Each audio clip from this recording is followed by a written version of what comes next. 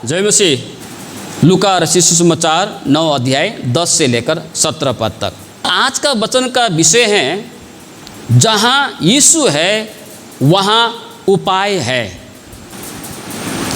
ऐसा एक कहावत है हिंदी में, बगल में छोरा गांव में ढिंढोरा। इसका मतलब है, इस कहावत का मतलब है, कभी कभी लोग जो चीज़ की आवश्यकता उसे होता है, जिस चीज़ को वो ढूंढ रहे होते हैं, जिस वस्तु को वो खोज रहे होते हैं,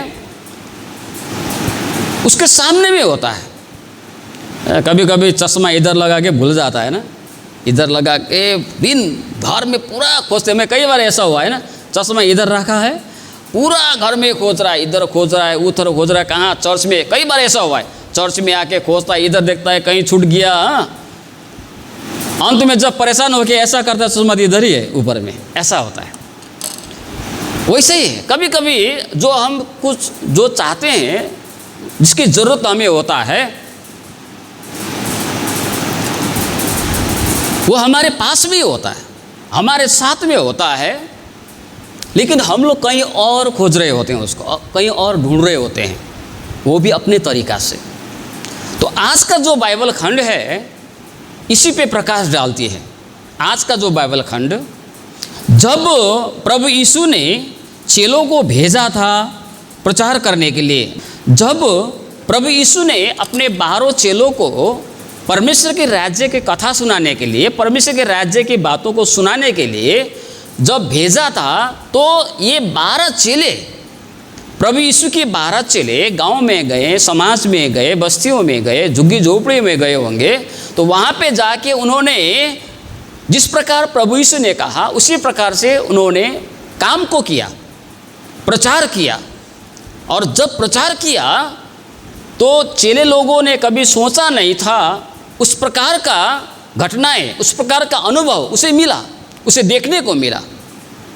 और बाद में जब वहाँ पर प्रचार करने के बाद में परमेश्वर के कार्य को देखा, उन्होंने परमेश्वर के सामर्थ्य को देखा, परमेश्वर ने किस प्रकार से उन लोगों के लिए प्रबंध किया था, परमेश्वर ने किस प्रकार से उन लोगों के लिए उपाय कर दिया था। उनके पास में जब लौट के आए तो चेलों के पास में बताने के लिए बहुत कुछ था। हालेलुया। जब चेले 9 अध्याय में पढ़ने से प्रभु ने क्या बोला, कुछ भी मत लो, कुछ ना लेना, लाठी मत लो, झोली मत लो। क्या लिखा है, रोटी न लो, पैसा न लो, कुर्ता न लो।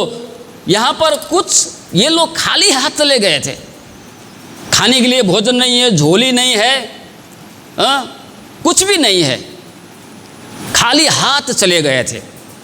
मन में भी शंका था होगा, मन में भी सोच रहा था, पता नहीं कुछ भी, इधर भी कुछ नहीं है, मन भी खाली तन भी खाली है ना। मतलब कहने का मतलब है, तन भी खाली मतलब कुछ भी नहीं है, झोली भी नहीं है, रोटी भी नहीं है, लाठी भी नहीं है, पैसा भी नहीं है, कुछ भी नहीं है, शरीर में भी कुछ नहीं है, मन में भी खाली है। प्रभु ने तो बोल दिया, जाओ जाके परमेश्वर के राज्य की कथा सुनाओ। लेकिन 12 चेले सोच रहे थे कि क्या सुनाना है, जाके क्या कहेंगे, जाके क्या बताएंगे। चेलों लोगों का हृदय में खाली है, सोच रहा है, हाथ भी खाली, मन भी खाली, तन भी खाली। जाके जैसे तैसे जब प्रचार किया, वहाँ पर परमेश्वर के कामों को देखा। हालेलुया। परमेश्वर के सामर्थ्य को देखा, परमेश्वर के आशीष को देखा, परमेश्वर ने जो उन लोगों के लिए जो प्रबंध कर दिया था उनको देखा। और जब लौट के आता है तो उनके पास में कहने के लिए बहुत सारी बातें हैं। कहने के लिए पहले कुछ नहीं था, लेकिन जब लौट के आया तो उसके मन भरा हुआ है, हृदय भरा हुआ है, न जाने पॉकेट वॉकेट सब भरा होगा। कई लोगों ने कुछ दिया होगा, अब तो कुछ है, इधर भी है, तन में भी है, मन में भी है। कब जाएं, जाकर प्रभु को बताएं कि कैसा कैसा काम हुआ, कैसे कैसे लोगों ने चंगाई पाया, कैसे कैसे लोगों ने परमेश्वर के सामर्थ्य को देखा, हमने कैसे कैसा अनुभव किया। पूरा कहने के लिए बहुत कुछ है अभी चेलों के हृदय में। कब जाएं यीशु को जाके बताएं, कब जाएं यीशु को जाके बताएं। 10 पद में, फिर प्रेरितों ने लौटकर जो कुछ उन्होंने किया था उसको बता दिया, और वह उन्हें अलग करके बेतसैदा नामक नगर को ले गया। यहाँ पर कहता है, जब प्रभु के साथ में मुलाकात हुआ तब इन चेलों ने बताने के लिए शुरू किया, प्रभु ओहो हम तो बहुत चिंता में थे, हम तो खाली थे, कुछ नहीं था हमारे पास में, लेकिन अभी हमारे पास में बताने के लिए बहुत कुछ है। जब बता रहे थे तो बहुत सारे लोगों को यीशु दिखाई दिया, बहुत सारे लोगों को, चेलों को दिखाई दिया। और जब चेले प्रभु यीशु अपने चेलों के साथ में जब जाने के लिए शुरू करता है तो भारी भीड़ भी यीशु और चेले के पीछे पीछे पीछे पीछे आने के लिए शुरू किया। यहाँ पर लिखा बड़ी भीड़, संख्या भी दिया है, सिर्फ पुरुष 5000। हालेलुया। अब वहाँ पर बच्चे भी है, औरत भी है, लड़की लोग भी है। सिर्फ पुरुषों की संख्या 5000। इसका मतलब बच्चे लोग, औरत लोग सब मिला के तो कम से कम 8-10 हज़ार तो होगा शायद। और जब ये लोग आए तो प्रभु यीशु ने उन्हें स्वागत किया, परमेश्वर ने उन्हें, प्रभु यीशु ने उन्हें वेलकम किया। ओ आप लोग आए, ठीक है, आइए। तब प्रभु यीशु ने उन्हें परमेश्वर के राज्य की बातों को सुनाने के लिए शुरू किया, परमेश्वर की बातों को सुनाने के लिए शुरू किया, परमेश्वर के राज्य की कथा सुनाने के लिए शुरू किया। सुनाते सुनाते सुनाते सुनाते शाम होने वाला है, 3 बज गया, हो सकता है 4 बज गए अभी का हमारा घड़ी के हिसाब से। अब जब चेलों ने देखा अब तो शाम होने वाला है, अब थोड़ी देर में रात हो जाएगी, उसके बाद में तो क्या करेंगे, इधर तो कुछ भी नहीं है। तो 12 चेले यीशु के पास में आके क्या कहता है, वो लोग कहता है, जब दिन ढलने लगा तो 12 ने आकर उससे कहा, भीड़ को विदा कर कि चारों ओर के गांवों में और बस्तियों में जाकर टिके और भोजन का उपाय करे, क्योंकि हम यहाँ सुनसान जगह में हैं। तो जिस जगह पर परमेश्वर के राज्य की बातें बताया जा रहा था भीड़ को प्रभु यीशु के द्वारा, वो जगह सुनसान जगह था, वहाँ पर कुछ भी नहीं है, खाने के लिए कोई उपाय नहीं है, कोई प्रबंध नहीं, प्रबंध करने का कोई ऐसा कोई साधन नहीं है। चेलों का चिंतित होना स्वाभाविक है। तो इन्होंने प्रभु के पास में आके बोला कि प्रभु जी अब तो दिन ढलने वाला है, इन लोगों को विदा करना है, इन लोगों को घर भेजना है, भोजन का प्रबंध करना है। तो प्रभु ने क्या बोला, 13 पद में, यीशु ने उनसे कहा, तुम ही उन्हें खाने को दो। उन्होंने कहा, हमारे पास 5 रोटी और 2 मछलियों को छोड़ और कुछ नहीं है, परंतु हाँ, यदि हम जाकर इन सब लोगों के लिए भोजन मोल ले तो हो सकता है। ये लोग तो 5000 पुरुषों के लगभग थे। अब ये समस्या, ये जो ज़रूरत है इन लोगों को इस वक्त 5000 पुरुष, औरत और बच्चे लोग मिला के 8000, 10,000, 12,000 कितना नहीं पता, लेकिन ज़्यादा है। और इन सारे लोगों का ज़रूरत, इन सारे लोगों का आवश्यकता पूरा करने के लिए, इन सारे लोगों का ज़रूरतों को पूरा करने के लिए चेलों ने यहाँ पर, चेलों के पास में 3 उपाय है। 3 उपाय। एक उपाय क्या है, गांव में भेज दीजिए, वहाँ पर जाके वो लोग टिकेंगे और वहाँ पर जाके अपने लिए खुद प्रबंध करेंगे, खुद अपने लिए खुद भोजन का प्रबंध करेंगे, पहला उपाय। दूसरा उपाय हमारे पास में है, क्या है, 5 रोटी 2 मछली है, दूसरा उपाय। तीसरा उपाय चलो ने क्या बताया, तीसरा उपाय चलो ने बताया, हाँ ये हो सकता है, अगर हम लोग जाके उन लोगों के लिए भोजन खरीद के लाने से हो सकता है। इसका मतलब मुझे लगता है ये जो चेलों ने बोला, पुरुष सिर्फ 5000 था, पुरुषों की संख्या सिर्फ 5000 था, तो सब लगा के 8-10 हज़ार लोग थे। 8-10 हज़ार लोगों के लिए भोजन खरीदने का पैसा इनके पास में था। इसका मतलब बहुत पैसा था इनके पास में, है ना, बहुत पैसा था। लेकिन पैसा होने के बावजूद भी इन लोगों को भोजन नहीं मिल पा रहा था। कभी कभी पैसा होता है पॉकेट में, लेकिन भोजन नहीं होता। इसीलिए सब कुछ पैसा से खरीदा नहीं जा सकता, बोलता ना वही है, पैसा है लेकिन भोजन नहीं है। तो यहाँ पर वही है, इन चेलों के साथ में पैसा है, चेलों के हाथों में पैसा है। ये लोग कह रहा है हम लोग गांव में जाके खरीद के ले आएंगे, है ना। 3 उपाय, लेकिन प्रभु ने कौन सा उपाय को अपनाया, प्रभु ने उन्हें कौन सा उपाय बताया। 3 उपाय में प्रभु यीशु ने कौन सी उपाय को अपनाया, उसे करने के लिए बोला। क्या प्रभु ने उन्हें ठीक है तुम लोग कहते हो तो ठीक है इन लोगों को गांव में भेज दो, ये बोला? नहीं। क्या प्रभु ने ये बोला ठीक है तुम्हारे हाथ में पैसा है, भीड़ को यही रहने दो, तुम लोग 12 लोग जाओ पैसा लेके और वहाँ पर सामान खरीद के भोजन खरीद के लाओ, ये बोला? नहीं।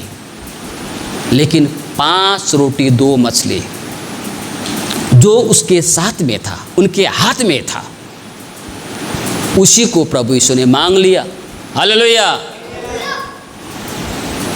उसी को प्रभु यीशु ने हाथों में लिया और प्रार्थना करके आशीष दी और सभी लोग उस 5 रोटी 2 मछली से प्रचुर मात्रा में भर पेट खा के भी यहाँ पर 12 टोकरे, यहाँ पर नीचे लिखा है, तब सब खाकर तृप्त हुए और चेलों ने बचे हुए टुकड़ों से 12 टोकरियां भरकर उठाई। हालेलुया। 5 रोटी 2 मछली से 8-10 हजार लोगों को खिलाना, ये एक अद्भुत चमत्कार है। ये मनुष्य के हाथों का काम नहीं है, मनुष्य के सोच से, मनुष्य को समझ से, मनुष्यों की क्षमता से बाहर की बात है। ये परमेश्वर ही कर सकता है ऐसा। इतना बड़ा चमत्कार 5 रोटी 2 मछली से प्रभु ने किया। वो चमत्कार करने वाला प्रभु आज भी वही है, वह आज भी हमारे साथ चमत्कार कर सकता है। मिराकल बोलते हैं ना अंग्रेजी में। चमत्कार आज भी करने वाला परमेश्वर वह आज भी कर सकता है। लेकिन हम जब हमारी आवश्यकताओं को हम देखते हैं, जब हमारे ज़रूरतों को हम देखते हैं, हमें क्या आवश्यकता है, कुछ भी आवश्यकता हो, हमें शांति की आवश्यकता है, हमें चंगाई की आवश्यकता है, हमें धन की आवश्यकता है, हमें सुरक्षा की आवश्यकता है, हमें बुद्धि की आवश्यकता है, ज्ञान की आवश्यकता है। आपको इस वक्त किस चीज़ की ज़रूरत है, उसका उपाय आप कैसे कर रहे हैं? उसको पाने के लिए, उस आवश्यकताओं की पूर्ति के लिए, उस ज़रूरतों की पूर्ति के लिए, उस ज़रूरतों को पूरा करने के लिए आप किन तरीकाओं को, किन उपाय को अपनाते हैं? तो प्रभु यीशु ने एक बार, प्रभु यीशु को जब कई लोगों ने छोड़कर चले गए तो चेलों को भी प्रभु ने एक बार कहा था ना, सब लोग तो चले गए, क्या तुम लोग भी जाना चाहते हैं? क्या तुम लोग भी मुझे छोड़कर जाना चाहते हो? बोल के प्रभु ने चेलों को पूछा था। तो उस वक्त में पतरस ने क्या बोला था? बहुत अच्छा जवाब दिया था पतरस ने। क्या बोला? हे प्रभु, हम तुझे छोड़ के कहाँ जाएंगे? अनंत जीवन तो तेरे ही पास है। हालेलुया। तो यहाँ पर भी जब प्रभु ने चेलों को बोला कि तुम ही कुछ उपाय करो, बोल के बोला ना, यहाँ पर क्या बोला है? यहाँ 13 पद में यीशु ने उनसे कहा, तुम ही उन्हें खाने को दो। अर्थात दूसरे शब्द में, तुम ही कुछ उपाय करो। तो इस वक्त में भी पतरस को क्या कहना चाहिए था? अरे प्रभु, खुद तो तू उपाय करने वाला है ना? लिखा है ना, अद्भुत युक्ति करने वाला। हालेलुया। यशायाह के पुस्तक में लिखा है, अद्भुत युक्ति करने वाला, अद्भुत योजना करने वाला, अद्भुत उपाय करने वाला यहोवा यीरे परमेश्वर तू ही तो है, तू ही तो कुछ कर सकता है। इस वक्त में पतरस को कहना चाहिए था, लेकिन पतरस ने क्या कहा? ऐसा नहीं कहा, गांव में भेजो, हम जाके लाएंगे, 5 रोटी 2 मछली है, क्या करेंगे क्या नहीं करेंगे। तो एक प्रकार से देखने से चेलों ने यहाँ पर अपना दिमाग भी लगाया है, अपना दिमाग लगाया है। क्या करेंगे? हम लोग जाके लाएंगे या इन लोगों को भेज देंगे? इसलिए बाइबल में क्या कहा गया है? बाइबल में कहा गया है, नीति वचन 3:5 में क्या कहा है? तू अपने समझ का सहारा न लेना, परंतु अपने संपूर्ण मन से यहोवा पर भरोसा रखना। तू अपने समझ का सहारा न लेना, परंतु संपूर्ण मन से यहोवा पर भरोसा रखना। तो क्या हम लोग सिर्फ यहोवा के ऊपर मैं, प्रभु मैं आपके ऊपर मैं भरोसा करता हूँ, मैं आपके ऊपर मैं भरोसा करता हूँ, यही बोलते रहना है क्या? नहीं, हम लोगों को उपाय खोजना है, हम लोगों को उपाय को निकालने की कोशिश करना है। इधर जाना है, उधर जाना है, इधर से होगा, उधर से होगा, कहाँ से होगा? हमारी समस्याओं का समाधान, हमारी आवश्यकताओं को पूर्ति करने के लिए हमें इधर उधर लगाना पड़ेगा आँख को। कोई भी आपको इधर में ला के इधर खिलाएगा नहीं, परमेश्वर भी नहीं करेगा। हमें हमारी कोशिश होनी चाहिए। कहाँ से लाएं, कैसे करें, दिमाग लगाइए, कहाँ से कैसे, है ना? लेकिन मैंने अभी आपको बोला, समझ का सहारा नहीं, आपको सोचना है हमारी आवश्यकताओं को कैसे पूरा करेंगे, कहाँ से हो सकता है हमारी आवश्यकता। लेकिन एक बात को नहीं भूलना है, जब हम ये कर रहे होते हैं ना, हमारी आवश्यकताओं को पूरा करने, हमारे ज़रूरतों को पूरा करने का जो हमारा विचार में हम लोग जो कर रहे हैं, और हमारी आवश्यकता के बीच में प्रभु का आना जरूरी है। ये सभी हमको प्रभु में होकर करनी चाहिए। फिलिपी 4:19 में क्या लिखा है? मेरा परमेश्वर भी अपने उस धन के अनुसार जो महिमा सहित मसीह यीशु में है, तुम्हारी हर एक घटी को पूरी करेगा। आमीन। अब नेपाली में सुनेंगे, नेपाली में और भी अच्छा प्रकार से समझा इस पद को, नेपाली में और अच्छा अनुवाद किया है। तिमीहरूको हरेक आवश्यकतालाई ख्रिस्ट येशूमा पूरा गर्ने छ। आमीन। किसमें, कहाँ पर पूरा होगा? यीशु में, यीशु के द्वारा। लेकिन हम लोग यीशु को बीच में भूल जाते हैं। चेलों ने प्रभु यीशु को भूल गया, उपाय तो उनके बीच में था। द्वारा, यीशु के द्वारा। लेकिन इन लोगों ने क्या किया? 5000 से भी बड़े लोगों का आवश्यकता, भूख, भोजन और खरीदारी, भोजन और उपाय के बीच में यीशु को इन लोगों ने नहीं रखा। भोजन, उपाय, लेकिन बीच में यीशु नहीं है। भोजन का आवश्यकता है, उपाय करना है, कैसे करें? हाँ, अगर यीशु को उन्होंने कहा होता, प्रभु आप ही तो उपाय करता है, आप चाहे तो सब कुछ कर सकता है, अगर यीशु को बीच में लाया होता तो शायद यहाँ पर कहानी कुछ और होता। तो कभी कभी हम लोग भी हमारी आवश्यकता को पूरा करने के लिए, हमारी आवश्यकताएं होती है, हमारी ज़रूरत होती है, जो भी होते हैं, और उसको पूरा करने के लिए, उन ज़रूरतों को पूरा करने के लिए, उसे पाने के लिए हम समझ तो लगाते हैं, बुद्धि तो लगाते हैं, लेकिन हम प्रभु यीशु के बगैर, परमेश्वर के बगैर उसको हम पाना चाहते हैं। लेकिन अगर हम पहले प्रभु को बीच में रख के, प्रभु मुझे इन वस्तुओं की आवश्यकता है, मुझे इस चीज़ की आवश्यकता है, मुझे इसकी ज़रूरत है, मेरा ये समस्या है, और इस समस्या को समाधान करने के लिए मैं सोच रहा हूँ ये करने के लिए। जब हम प्रभु यीशु को याद करते हुए, प्रभु यीशु में रखकर, प्रभु यीशु को बीच में रखकर, प्रभु यीशु को स्मरण करके हम करते हैं, तो परमेश्वर हमारी समस्याओं का समाधान अगर वो चाहे तो चुटकियों में कर सकता है। इसीलिए क्या कहा नीति वचन में, तू अपने समझ का सहारा न लेना, परंतु संपूर्ण मन से यहोवा पर भरोसा रखना। उसी है, वही है मतलब। तो आज आपका ज़रूरत क्या है? हम प्रार्थना तो करते हैं, प्रार्थना करते होंगे, आप लोग भी करते होंगे, लेकिन क्या कभी आपने दिल से, पूरे दिल से, पूरी इच्छा से, पूरी भरोसा के साथ में कभी प्रार्थना किया है? हालेलुया। इसलिए यहाँ पर हमें इस बात को समझना है, क्या प्रभु हमारी आवश्यकताओं को जानता नहीं है? जानता है। जब हम सुसमाचार यूहन्ना, हम लोग 5 अध्याय को जब पढ़ते हैं, सुसमाचार यूहन्ना 5 अध्याय का 6 और 7 में वहाँ पर 38 साल से बीमार में पड़े रोगी को यीशु ने देखा। और वहाँ पर लिखा है, मैं एक बार पढ़ देता हूँ उसको। सुसमाचार यूहन्ना 5 अध्याय 6 और 7। यीशु ने उसे पड़ा हुआ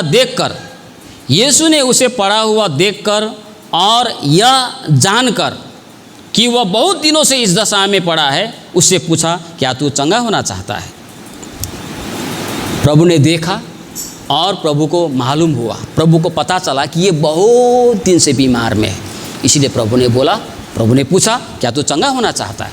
और यहाँ पर प्रभु यीशु की करुणा के कारण 38 साल से बीमार व्यक्ति यहाँ पर चंगा होके प्रभु की आशीष को वह पाता है। मत्ती सुसमाचार 6 का 8 में क्या कहता है? यहाँ पर लिखा है, इसलिए तुम उनके समान न बनो, क्योंकि तुम्हारे पिता तुम्हारे मांगने से पहले ही जानता है कि तुम्हारी आवश्यकता क्या क्या है। हमारी आवश्यकता को हमारे मांगने से पहले प्रभु को पता होता है। हालेलुया। लेकिन वो चाहता है कि हम उस पर भरोसा करें। हमारी आवश्यकता क्या है पता है? हमको चंगाई चाहिए, हमको क्या चाहिए? शांति चाहिए, सुरक्षा चाहिए, भौतिक वस्तु की आवश्यकता है, क्या चाहिए आपको? प्रभु जानता है अगर उसकी ज़रूरत है तो। लेकिन जानते हुए भी उस 38 साल के रोगी से पूछा, क्या तू चंगा होना चाहता है?